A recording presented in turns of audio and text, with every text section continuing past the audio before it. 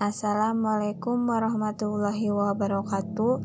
Di video kali ini kami dari kelompok 9 yang beranggotakan 4 orang, yaitu Silvia Maulina, Sinta Rumini, Dwi Ainun Yustika, dan Dito Derajat, akan membahas mengenai materi sanad hadis.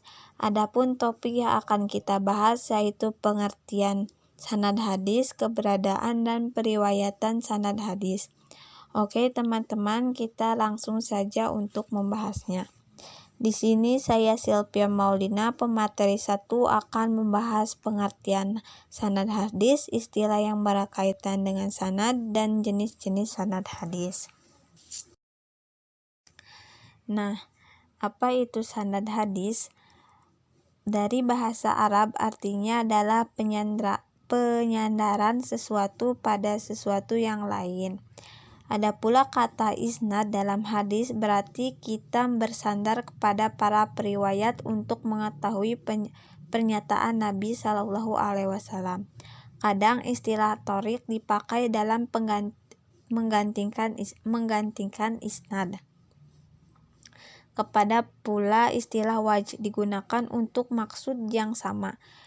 Penyandaran suatu hadis kepada perawi adalah makna yang bersifat qiyah, analogi. Adapun yang mengartikan sanad sama dengan mutamad, berarti terpercaya atau dapat dijadikan pegangan.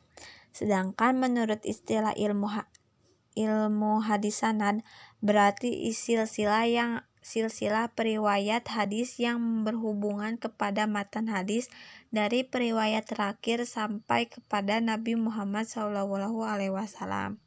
Nah, pengertian sederhananya yaitu jalan yang menyampaikan kepada jalan hadis dan orang-orang yang meriwayatkan hadis dari tingkatan sahabat hingga hadis itu sampai kepada kita. Secara historis, penggunaan sanad sudah dikenal sejak sebelum Islam. Akan tetapi mayoritas penerapan sanad digunakan dalam mengutip hadis-hadis nabawi, yaitu segala yang disandarkan kepada Nabi Shallallahu Alaihi Wasallam. Nah, dari arti matan yaitu menurut istilah kalimat tempat berakhirnya sanad. Selanjutnya yaitu istilah yang berkaitan dengan sanad. Ada juga istilah-istilah yang berkaitan erat dengan sanad yang perlu kita pahami, yaitu isnad, musnid, dan musnad. Ketiga istilah tersebut berasal dari kata sanad. Nah, untuk memperjelas tentang pengertian tersebut, perlu dibahas lebih rinci, yaitu yang ke-1, kata isnad adalah bentuk musdar dari kata asnada, yang menurut arti bahasanya adalah menyandarkan sesuatu kepada yang lain, sama dengan pengertian sanad yang telah dijelaskan tadi. Sedangkan menurut istilah dalam ilmu hadis, isnad berarti mengangkat atau menyederhanakan suatu hadis kepada yang mengatakannya. Yang kedua yaitu musnid adalah sanad yang secara bahasa berarti orang yang menyandarkan, sedangkan secara istilah kata ini berarti orang yang meriwayatkan suatu hadis yang disertai dengan menyebutkan sanad hadisnya. Yang ketiga yaitu musnad. Kata sanad yang mempunyai arti secara lughawi sesuatu yang dinisbatkan atau disandarkan, sedangkan menurut istilah ilmu hadis, musnad mempunyai 3 pengertian, yaitu kata musnad berarti kitab hadis yang di dalamnya berisi koleksi hadis-hadis yang diriwayatkan oleh sahabat yang lain dalam bab yang lain pula. Kata musnad juga berarti hadis-hadis yang disebutkan seluruh dan bersambung sampai kepada Nabi. Para ulama hadis juga menggunakan musnad di dalam arti sanad. Ini dapat dipahami karena musnad merupakan musdar dari sanad. Selanjutnya yaitu jenis-jenis sanad hadis. Sanad dibagi menjadi 2, yaitu sanad ali dan sanad najil.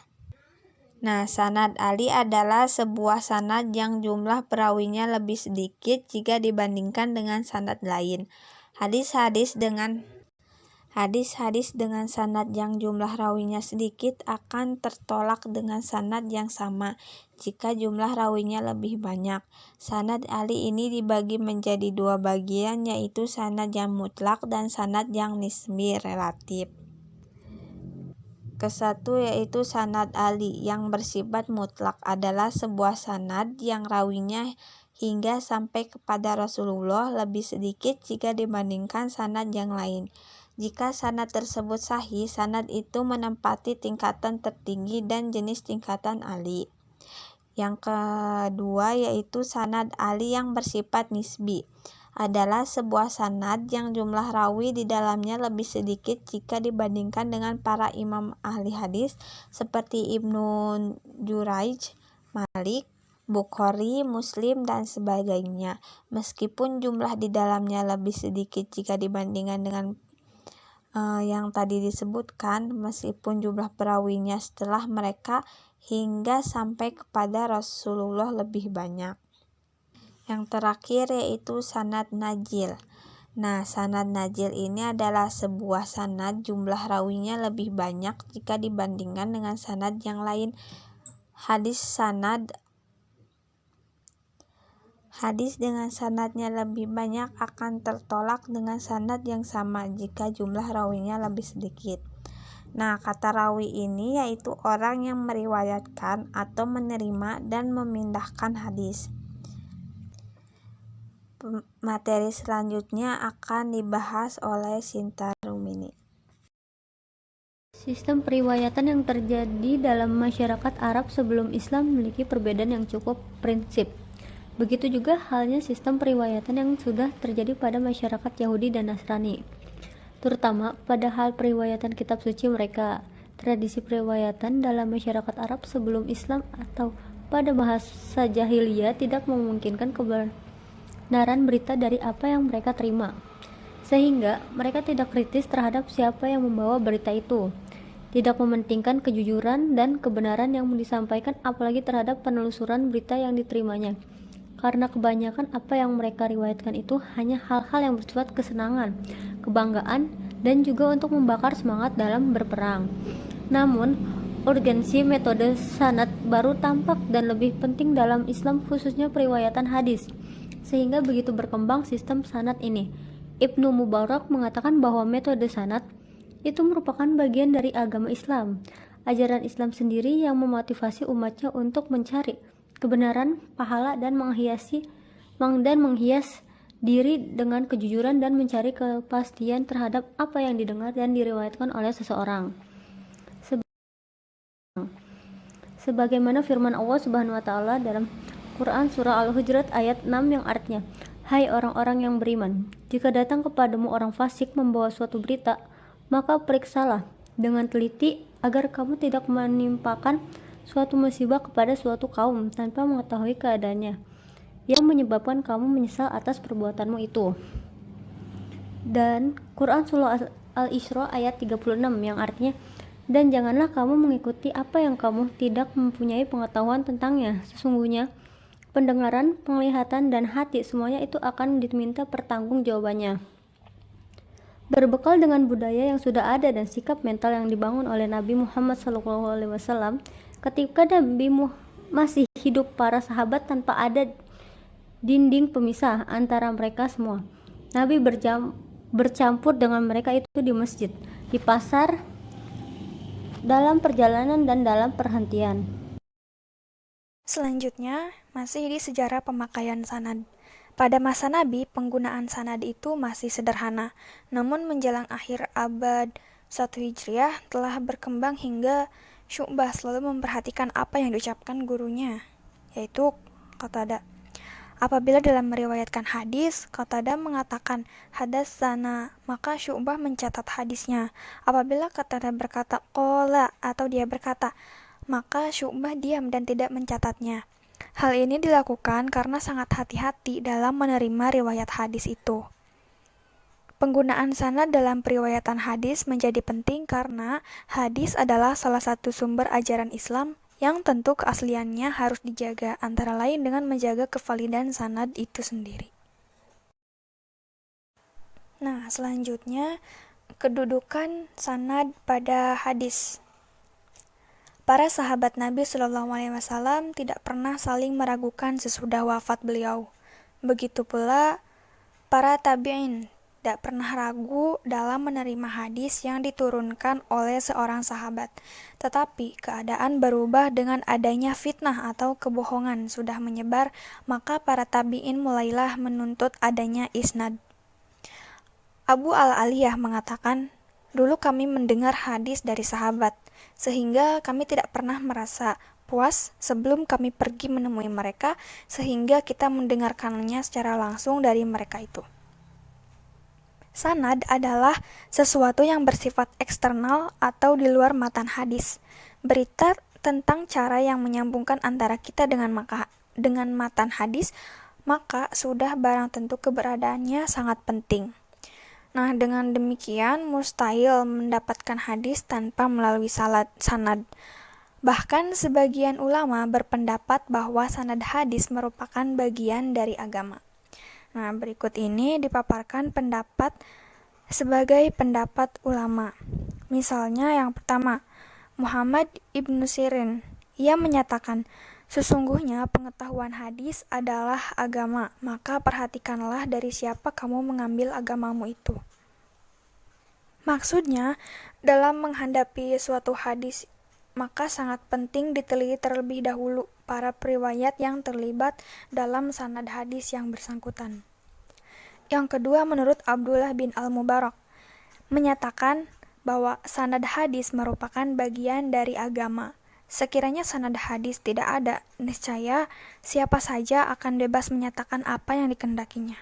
Nah, pernyataan itu memberikan peringatan bahwa sanad hadis merupakan bagian penting dari riwayat hadis. Keberadaan suatu hadis yang tercantum dalam berbagai kitab hadis ditentukan juga oleh keberadaan dan kualitas sanadnya. Yang ketiga, menurut Nur al-Din, sistem sanad itu merupakan salah satu keistimewaan umat Islam yang tidak dimiliki umat lain. Nah, pernyataan ulama tersebut cukup memberikan gambaran betapa pentingnya sanad dalam suatu hadis. Hadis Nabi merupakan salah satu sumber ajaran agama Islam yang harus dijaga periwayatannya dan dipertanggungjawabkan.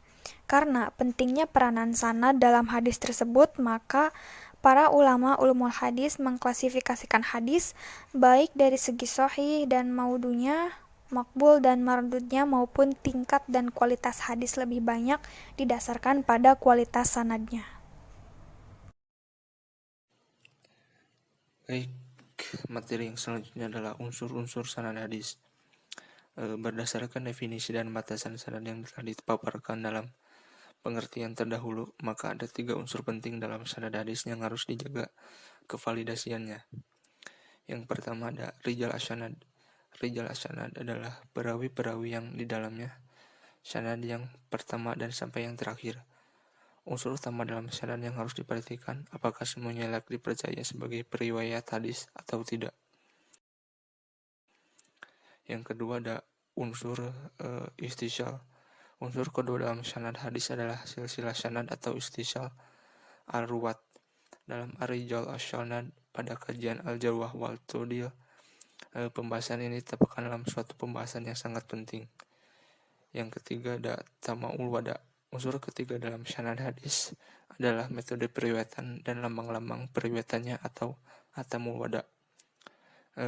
Jumhur ulama menyepakati dalam 8 metode yang dianggap akurat dalam proses periwayatannya. Selain dari 8 metode periwayatan tersebut, ada juga perlu dipahami oleh seorang pengkaji hadis pada unsur sanad merupakan bagian tak terpisahkan dari sanad hadis, yaitu lambang-lambang periwayatan dan sikatan-sikatannya. Kelayakan seorang perawi-perawinya, hadis ini didasarkan pada 2 standar, yaitu dari kualitas pribadi dan moralnya, serta kapasitas intelektual. Dari kepribadian dan kualitas moralnya, seorang periwayat hadis yang dipercaya harus memiliki kualitas yang adil. Yang menjumhur ulama hadis adalah seorang yang memenuhi syarat-syarat sebagai berikut. Yang pertama ada Islam, yang kedua ada balik, yang ketiga ada berakal, yang keempat ada memelihara muru'ah, yang kelima ada tidak berbuat dosa besar misalnya syirik, yang keenam ada menjauhi hal-hal yang dapat merusak muru'ah. Mungkin cukup sekian dari penyampaian materi kelompok kami. Untuk selanjutnya saya akan serahkan kepada moderator untuk sesi tanya jawab.